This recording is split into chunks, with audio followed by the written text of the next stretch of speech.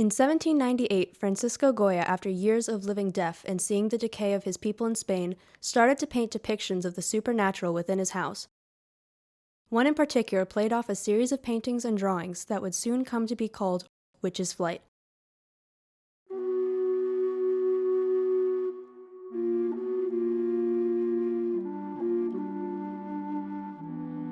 The image is beautiful, if not slightly unsettling.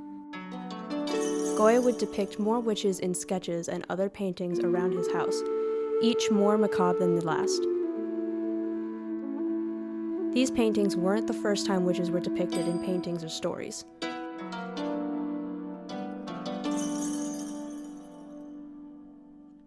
The Old Testament was one of the first pieces of mass communication that stated the traits of the witch as this single hag woman tempted by Satan himself to trick men into giving up everything so that they could have everything.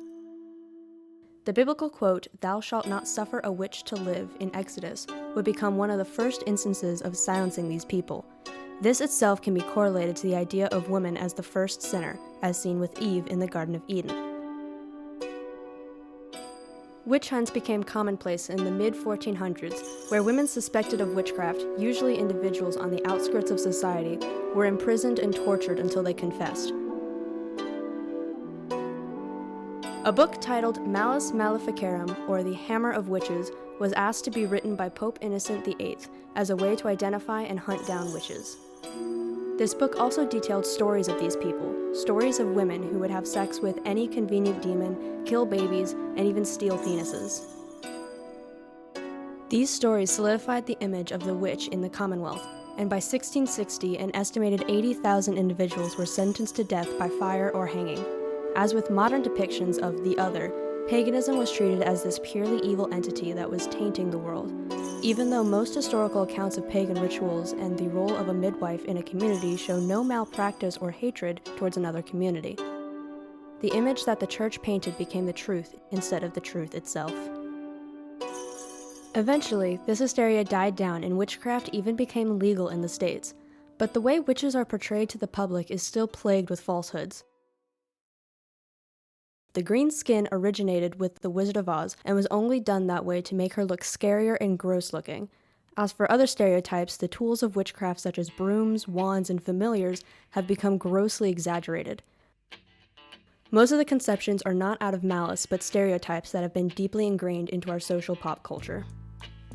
As time goes on, the portrayal of witches drifts away from the gross and evil hag to women with innate powers that they have to learn to control, like in the Harry Potter series or the original Sabrina the Teenage Witch.